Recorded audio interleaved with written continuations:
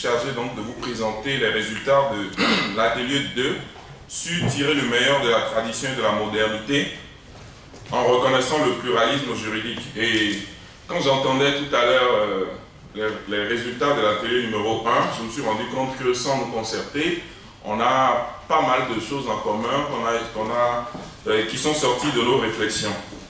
Effectivement, la problématique, l'enjeu central qui nous est apparu dès l'introduction de nos débats, c'était de nous demander comment est-ce que dans un environnement de pluralisme normatif et institutionnel, concevoir et mettre en œuvre des modes de gouvernance légitimes et efficaces susceptibles de favoriser le développement. Parce que le constat est là qu'en Afrique, on a comme des modes parallèles, comme des normes parallèles, les tests officiels, et puis des normes qui sont vécues, reconnues par les populations à la base, mais qui ne sont pas traduites dans les tests étatiques. On a par ailleurs des modes de règlement des litiges, des modes de régulation qui sont adoptés par les populations, pratiqués par les populations à la base, mais qui n'ont pas de consécration dans les tests officiels. Donc ce constat de dualité, de pluralisme institutionnel et normatif nous pose la question de savoir est-ce que dans un environnement comme celui-là, on peut réellement avoir une gouvernance légitime, efficace, et est-ce qu'on peut atteindre le développement? Parce que, au-delà de cet enjeu central, un enjeu très important de ce débat, c'est comment favoriser le développement des États africains. Quand on remarque par exemple que sur le foncier, il y a un pluralisme non ordonné, un pluralisme normatif et institutionnel non ordonné, alors qu'on se rend compte que les possibilités de réaliser des infrastructures d'envergure, de faire des investissements à grande échelle, de réaliser un aménagement équilibré du territoire national, d'assurer la sécurité alimentaire, de lutter contre la pauvreté, le chômage, etc., sont autant de questions qui sont liées à une compréhension et à une maîtrise de la question du foncier. Or, le constat est là qu'actuellement, on a un pluralisme normatif et institutionnel assez mal géré dans ce domaine. Donc, régler ces problèmes-là de manière concertée, de manière maîtrisée, c'est favoriser le développement des États africains. Par ailleurs, un autre enjeu important, c'est comment favoriser dans les sociétés africaines une paix sociale et une véritable stabilité politique. Parce que là aussi, on se rend compte, par exemple en matière de famille, qu'il y a des modes de régulation qui existent, qui sont utilisés par les gens chaque fois qu'il y a des difficultés ou des problèmes dans les familles, mais qui ne sont pas ceux qui sont reconnus par les instances officielles. Donc, il faut arriver à une gestion apaisée des conflits ou litiges familiaux. La prise en compte de la diversité ou des modes traditionnels de régulation peut permettre aussi d'assurer une meilleure régulation du pouvoir politique. Parce qu'on s'est rendu compte aussi que chaque fois qu'il y a des difficultés, des conflits politiques, des tensions ou des crises politiques, on a tendance à ignorer les constitutions écrites et à utiliser d'autres modes de régulation qui parfois ne sont même pas officialisés, mais qui sont fortement utilisés pour résoudre les problèmes. Et chaque fois, quand on retombe sur les deux pieds, on continue de recourir à ces tests qui ont été élaborés sur la base d'inspirations diverses, mais qui ne correspondent pas toujours au vécu pratique une fois que le problème naissent. Donc la prise en compte des modes traditionnels de résolution des conflits va certainement favoriser une meilleure gestion du pouvoir politique, va favoriser un meilleur accès au droit et à la justice. Parce que les populations, parfois, quand elles ont leurs problèmes, elles ont les modes, les modalités de résolution, les autorités de régulation, de règlement de ces litiges, qui ne sont pas toujours les autorités prévues par les tests officiels. Donc, par rapport à tout ça, les défis qui nous sont apparus face à ces enjeux-là, c'est comment prendre en compte les spécificités et les réalités des sociétés africaines, mais en accord avec les standards internationaux. Puisqu'on ne peut pas vivre en vase clos, on a pris des engagements internationaux, il y a un certain nombre de normes et standards qu'on peut respecter, mais tout en prenant en compte les spécificités et les réalités des sociétés africaines. Concilier donc différentes représentations des rôles et fonctions de concepts tels que le pouvoir, la terre, la famille, la justice. Ce n'est pas de la même façon que certains particuliers dans certaines localités conçoivent la justice. Parfois, la justice, telle qu'elle est écrite dans les codes et dans les textes officiels, c'est pour régler un litige, mais en donnant tort à quelqu'un, en donnant raison à l'autre. Alors qu'il y a une autre conception de la justice, qui est une justice qui concilie, où à la fin du procès, il n'y a pas de perdant, il n'y a pas de gagnant, mais le problème est réglé. Donc, il y a une conception différente selon les localités, selon les individus, alors que le mode de justice qui a été adopté dans les textes est un mode qui est plus conflictuel que conciliant, que conciliateur.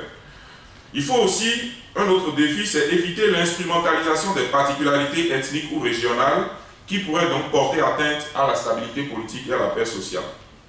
Enfin, adapter les modes de régulation en prenant en compte les évolutions rapides des sociétés ou des mœurs, ce qui rend difficile l'adaptation des modes de régulation. Parce qu'une chose est de dire il faut essayer de prendre en compte les modes de régulation traditionnels, mais autre chose est aussi de constater quand même qu'il y a une certaine rapidité dans l'évolution des mœurs, etc., qui amène de nouvelles problématiques où on s'interroge toujours comment continuer à ajuster les modes de régulation par rapport à cette dynamique qu'il y a.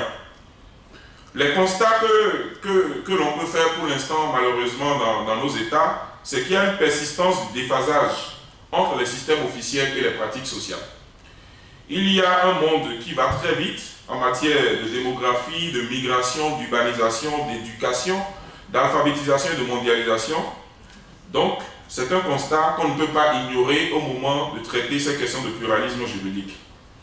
On peut, tout le monde le voit aussi, qu'il y a une incapacité des systèmes officiels de justice, d'administration, à réguler les conflits de toutes sortes, d'où une tendance naturelle des populations, des particuliers, à recourir à des modes traditionnels de régulation.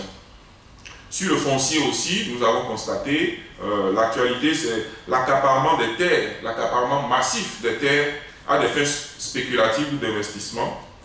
Et dans la manière de nos États de légiférer aussi, on a constaté qu'il y a une tendance à légiférer davantage par rapport à des commandes internationales ou à la demande internationale, ou bien par mimétisme, au détriment de la prise en compte des normes concrètes et réelles dans le pays. Il y a aussi sur la scène internationale une compétition mondiale entre les différents systèmes juridiques. Le système anglo-saxon de common law, qui est quelque part en compétition avec le système romano-germanique lorsqu'il s'agit d'adopter des normes standards au niveau international, que ce soit dans le domaine du droit des affaires par exemple, ou dans le domaine de la justice pénale internationale, etc. C'est un constat que nous sommes obligés de prendre en compte dans la manière dont nous voulons traiter la question du pluralisme juridique. On a constaté aussi que dans certains pays, il y a un affaiblissement des structures de régulation traditionnelles, mais sans prendre le soin de les remplacer par quelque chose d'ordonné et de cohérent, ce qui ouvre la porte à des incertitudes. Parce qu'en affaiblissant ces structures traditionnelles ou religieuses, on pourrait par exemple ouvrir la porte à l'intégrisme, parce qu'on ne remplace par rien de cohérent. Mais nous constatons aussi qu'il y a de plus en plus dans nos États l'adoption de normes régionales de convergence, par exemple au niveau constitutionnel. On peut citer le protocole de la CEDEAO sur la démocratie et la gouvernance, la charte de l'Union africaine sur la démocratie, les élections, la gouvernance. Donc, nous avons dit, face à ces défis, enjeux et constats, il y a des atouts que nous pourrions utiliser pour traiter convenablement la question du pluralisme juridique. D'abord, nous avons constaté qu'au-delà de ce qui pourrait apparaître en surface comme des différences inextricables, il y a quand même un fond culturel, il y a des fonds culturels communs à la plupart des pays, malgré la diversité des situations. Et ces fonds communs peuvent constituer déjà des bases d'une législation commune. Parce qu'on a pris des exemples au Mali, au Togo, au Bénin, et on s'est rendu compte que la manière dont les questions foncières ou la manière dont certaines questions familiales sont traitées, il y a quand même des tendances lourdes qui se retrouvent à peu près dans tous ces pays-là. Donc, il y a ce fonds culturel commun qu'on peut utiliser pour aller vers une législation commune. il y a aussi le début d'une prise de conscience et de volonté politique, aussi bien au niveau national qu'international, en matière de règlement de certaines questions. Par exemple, sur la question foncière ou les questions minières, sur la scène internationale, au niveau de la FAO, au niveau de l'Union africaine, il y a déjà quelques initiatives qui sont en train d'être prises. Même au niveau national, dans les pays, il y a beaucoup de commissions de réforme ou de projets de réforme foncière en matière agro-pastorale, etc. Voilà une occasion qui peut être saisie pour intégrer de manière très cohérente les questions de pluralisme juridique.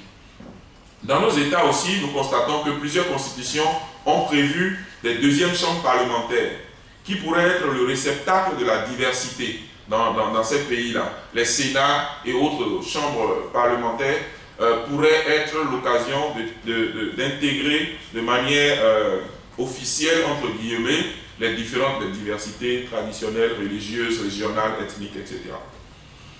Et enfin, nous pouvons constater que certains modes de régulation traditionnels qui sont aujourd'hui négligés, ignorés, ont quand même des résultats très efficaces dans la régulation à tous les niveaux, ce qui fait que la manière dont ces institutions fonctionnent peut être une source d'inspiration utile pour nous permettre de les intégrer dans un traitement plus officiel, plus reconnu.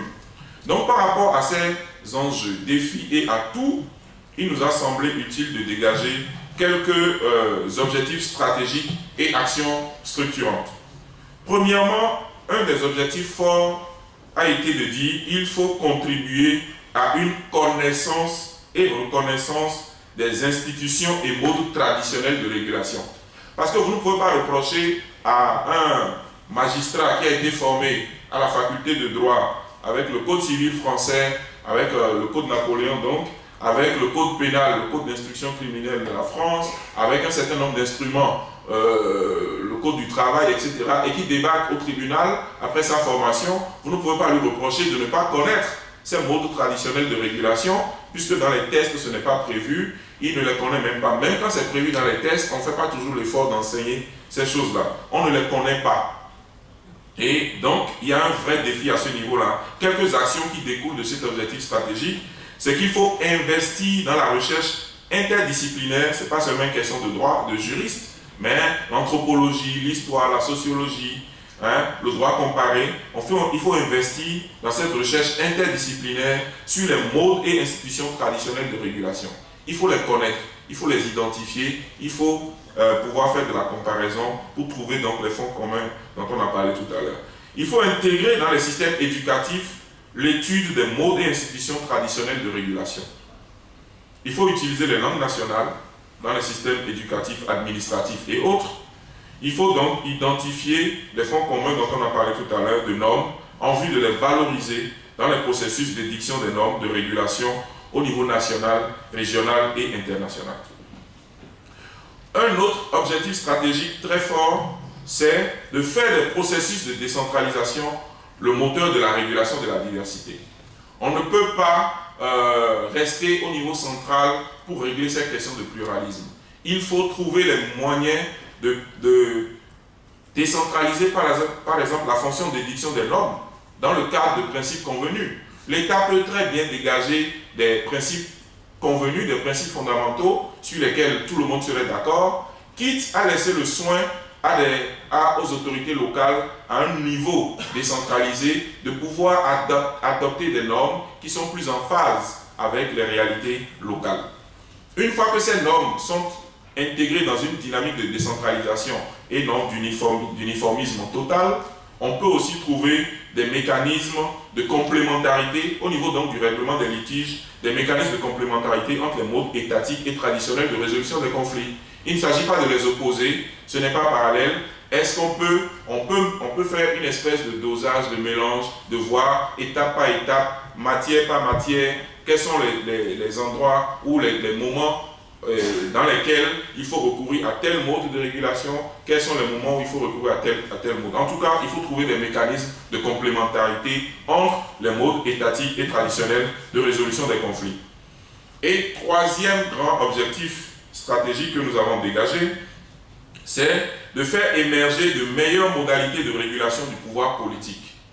en tirant donc le meilleur de la tradition de la modernité. Parce que cette question constitutionnelle qui n'avait pas été envisagée de manière nette dans les thèmes de référence, entre guillemets, au départ, quand nous avons commencé les échanges, il nous a semblé très important de les ajouter parce qu'on ne peut pas ne pas remarquer le déphasage entre la manière dont les gens conçoivent le traitement des crises politiques aujourd'hui et les constitutions. Il y a plein d'exemples dans l'actualité qui montrent que les constitutions finalement africaines telles qu'elles ont été rédigées ne servent plus à grand chose. Au moment de régler un certain nombre de litiges, les accords politiques se multiplient, les arrangements, il peut y avoir Accra 1, Accra 2, Ouaga 1, Ouaga 2, etc. Et c'est dans ces accords politiques que l'on trouve les modes de règlement des litiges et qu'on est presque tous d'accord pour mettre de côté les dispositions constitutionnelles. Ça veut dire que ces dispositions n'ont pas été rédigées, n'ont pas été conçues de manière suffisamment cohérente par rapport à nos réalités traditionnelles. Donc, quelques actions clés qui émergent de cet objectif stratégique, c'est de faire des constitutions africaines des outils efficaces de prévention et de résolution des litiges politiques, en essayant donc de tirer le meilleur de la tradition de la modernité.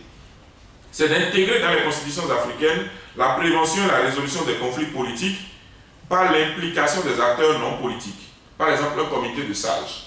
Si c'est ce qui se fait en dehors des lumières, des caméras, pourquoi ne pas les intégrer de manière tout à fait sereine et tout à fait décomplexée dans les constitutions africaines?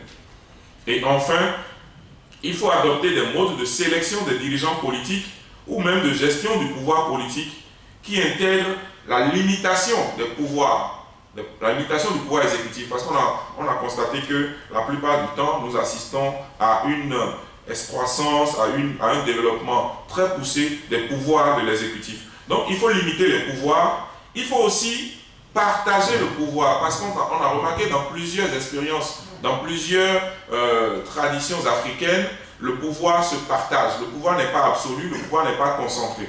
Donc il faut trouver des modes de gestion du pouvoir politique qui intègrent la limitation du pouvoir exécutif, le partage de ce pouvoir entre différentes familles politiques, ce qui ne doit pas remettre en cause, les capacités réelles de contrôle et de critique dans une société dont l'objectif c'est d'aller vers la bonne gouvernance. Parce qu'il ne faut pas faire des mouvements d'union nationale pour que tout le monde soit anesthésié, pour que personne ne puisse plus rien critiquer, pour qu'il n'y ait plus d'opposition et que la gabégie s'installe et que le gâteau se partage à l'abri donc de toute critique, de toute opposition.